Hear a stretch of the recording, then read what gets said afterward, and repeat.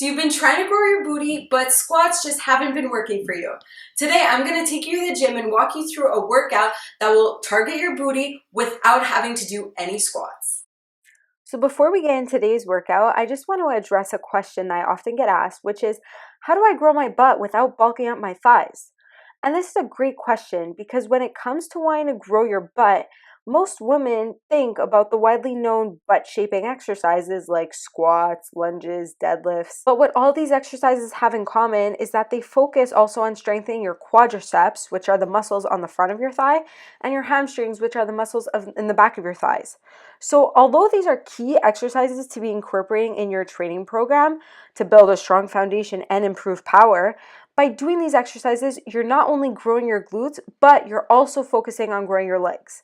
So today I'm going to walk you through what you need to be doing to really work on developing your glutes specifically. This workout got me feeling so sore and I could really feel my glutes the next morning, so I'm super excited to hear how it goes for you. First things first, let's start off by activating our glutes. This is so key to do before any lower body exercise. So whether I'm doing strength training or going for a run, I always make sure to activate my glutes with the following exercises so that I know I'm using them for what's to come in my workout. So I perform these 4 next exercises back to back with no rest. So the first exercise I start off with is a standard glute bridge. So I do 10 reps of this.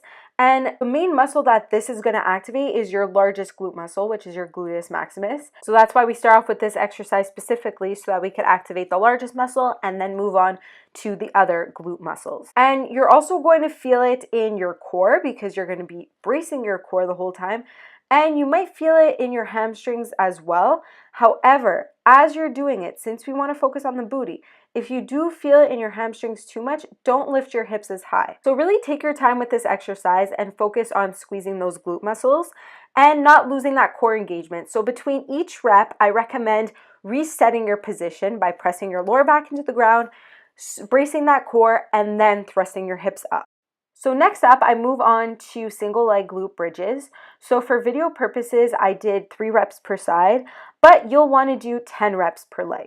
So this exercise is great because now I'm able to work each side individually. So as you can see, one leg is a 45-degree angle and the other one is bent, and I'm squeezing the glute of the bent leg. The next thing I do are frog bridges to really get in there and activate the gluteus minimus, which is a muscle located on the side of your hips and is in charge for moving your leg out to the side.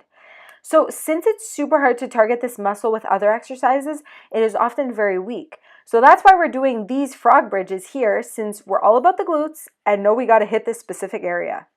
So you're going to start off by pressing the soles of your feet together. And then you're going to want to bring your feet as close to your butt as you can and let your knees fall outwards. Then you're going to thrust your hips up while keeping the core engaged and squeeze your glutes. And as you're squeezing your glutes, you want to focus specifically on squeezing that area on the side of your hips. You're going to feel that small muscle on the side of your hips, and that's where you want to think of squeezing. So in addition to growing your upper butt, this exercise will also help you climb stairs easier, run and walk better, and also perform other glute-specific exercises more efficiently. So the next exercise I did were kettlebell deadlifts. So this may be something that's new to you, or you might be doing deadlifts already, but either way, listen up because you want to make sure you're doing the hip hinge correctly to get the most out of this exercise. So first off, a hinge is not a squat. When you're hinging, you want to bend your knees slightly, but you're mainly hinging from your hips. Whereas when you're squatting, you're bending more at the knees and you're hinging less at the hips. So that's a very important thing to keep in mind when performing this movement.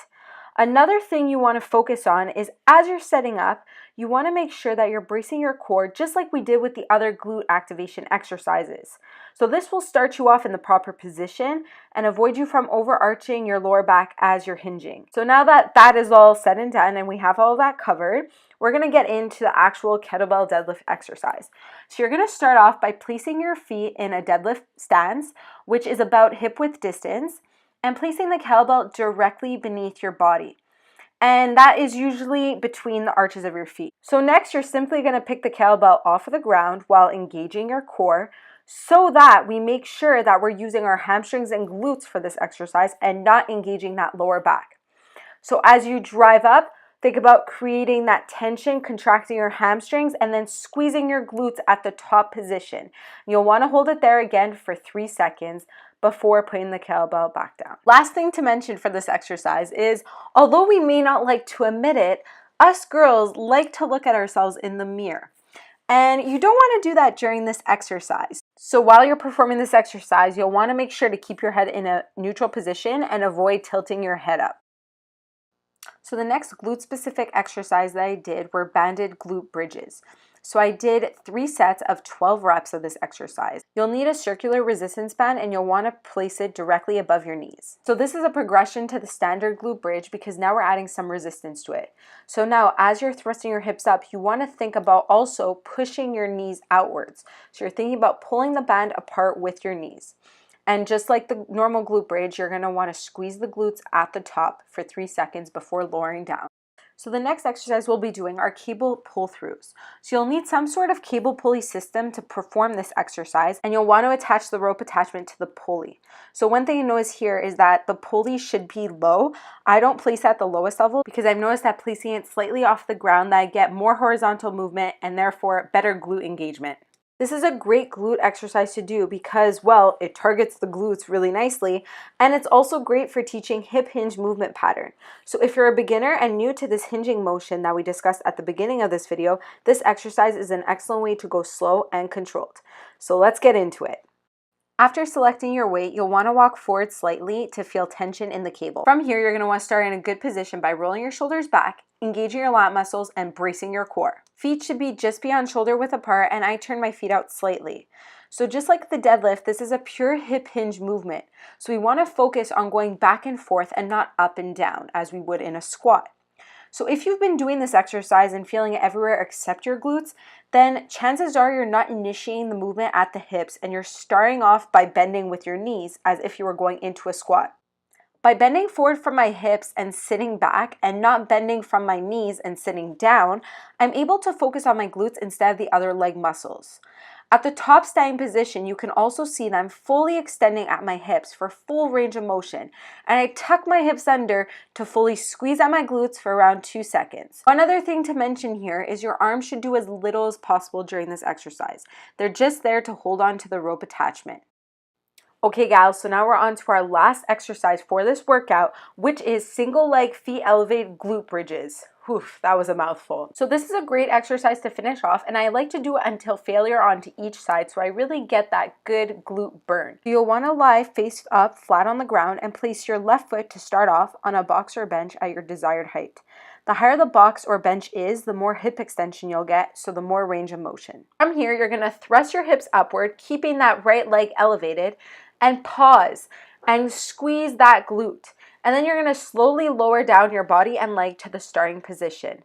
So you'll want to do as many reps as you can on each side for a total of 3 rounds. All right, so we just finished a great booty workout. Thanks so much for joining me at the gym. So that first activation part that we did at the beginning of the workout was super important because as you can see, it really helped to get that mind to muscle connection to really engage those glute muscles.